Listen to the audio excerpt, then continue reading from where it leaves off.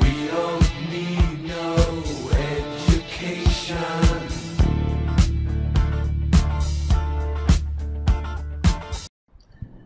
The moment I walked into the classroom, I noticed that everyone was bored to death.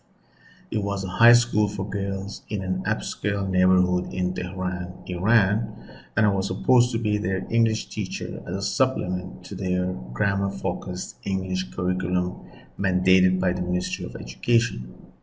The look on their faces was all too familiar, and everyone who has had the misfortune of jumping through the hoops of formal education knows that feeling very well. I sympathize with them because the school system of indoctrination will try hard to suck the joy of learning out of them. What triggered their sense of disappointment and boredom was the fact that the previous teacher had given them lots of homework to do later at home, besides the long pile of homework assigned by other teachers. The thought of having to do all of this homework while they could be doing something more fun was enough to make them feel tired of imposed schooling. I decided to involve them in the process of what they want to learn and how they want to learn it. So I asked them to tell me what kind of class they would like to have. They've all said that they wanted to have fun while learning. After a little discussion, they settled on pantomime, and I split the class into two groups. The topic of the lesson was adjectives, and it was amazing how everyone fully participated in the class. A student from the first group would act out an adjective, and then the second group would try to guess it.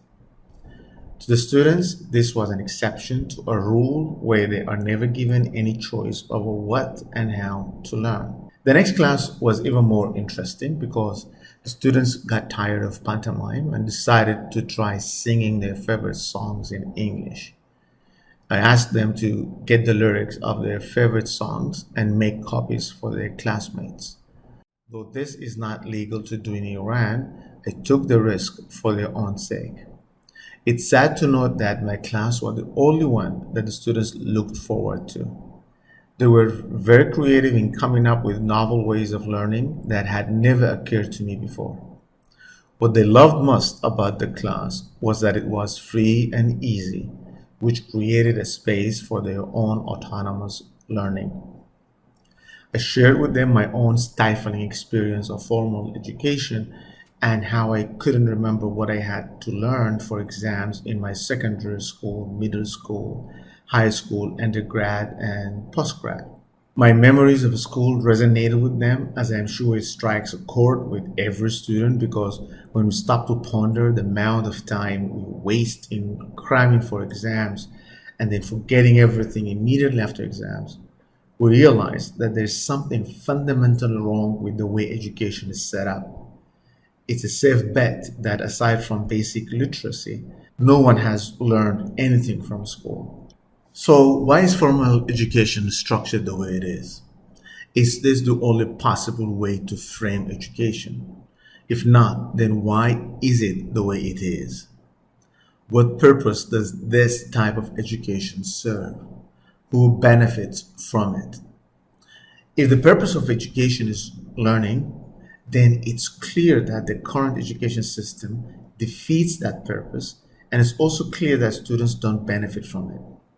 But if the short-term purpose is training students on the skills that will maximize the profits of their future employers, then the current education practices make perfect sense. But it's important to keep in mind that what is gained here is not education, but rather skill-based qualifications that are part and parcel of the requirements of the job market. If the long-term purpose is to make students fall in line with the current socio-economic system, then this is the way to go. Let's consider the ways in which the current education system mirrors the current socio-economic system, namely capitalism. Capitalism is a hierarchical system characterized by structured inequality. The pie is not divided equally. As a famous critical educator pointed out, every society uses education to reproduce the dominant social system. It's not a sheer coincidence that the arrangement of the seats in classrooms replicate the hierarchy of the capitalist system. Students sit in rows at the back of the class, while the supposedly omniscient teacher is at the front of the class that almost mirrors social class. This setup inculcates in students a sense of blind respect for hierarchical and absolute authority. By contrast, a circular seating arrangement sends a different message: shared authority. One is reminded of how students are taught to pipe down whenever the authoritative teacher is approaching the class, which is similar to the way bored employees pipe down and pretend to be busy working when the employer is approaching the workplace. It's striking to note how the way students view their teacher is the same as the way workers view their boss: intimidating. Both are intimidated into submitting to the authority of the teacher and the boss. Schools teach competitiveness and acquisitive success. When students compete in order to obtain the best grades, they look at each other as rivals and as threats to their success. As competition is built into the very structure of capitalism, the best way to get people to see it as natural is to set up a competitive atmosphere in schools. The reason why students forget their lessons after exams is that the schools shift their focus from real learning to getting a degree, with the result that no substantive learning takes place. Just as workers are deprived of any choice in their workplace, so are students not given any choice over what and how to learn as preparation for their alienated work later on. Having choice and autonomy is vital for the full development of human potential, but this is the exact same thing that capitalism thwarts: development of human potential. It's imperative to kill it in the students early on. It's small wonder that formal education is perceived as anything but exciting and fulfilling. Given all of this, it's really extraordinary how most people take it for granted that this is the way it is with education. Boring but necessary, that's how they see it.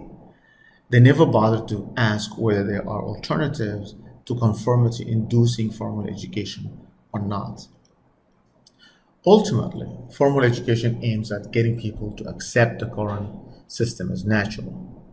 This is achieved mostly through the hidden curriculum: obedience, respect for authority, certain establishment reinforcing behaviors and attitudes, as well as through omission in the formal curriculum. We learn a lot from what is excluded as well as from what is included. Take language textbooks as a good case in point.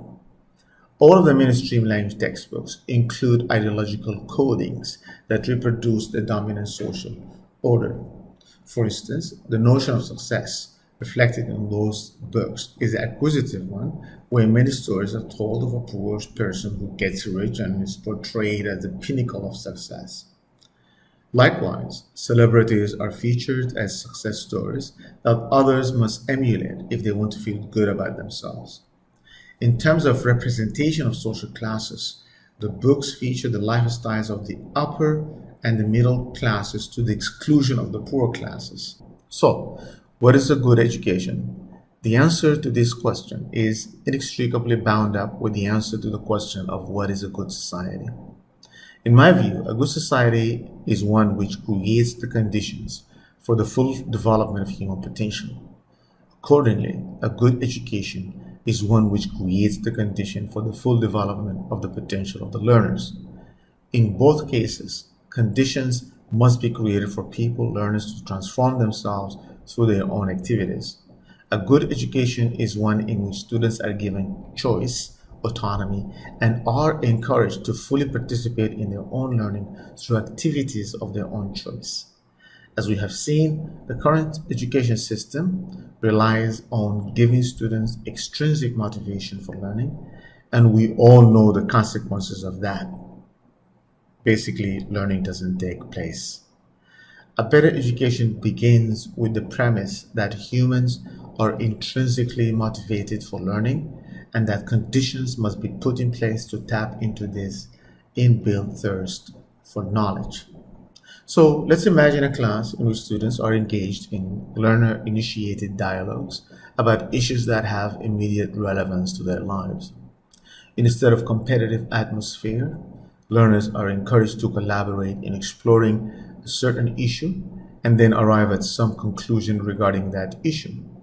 Rather than being the sole authority in class, authority is shared in such classes. The guiding principle is full participation in egalitarian dialogue.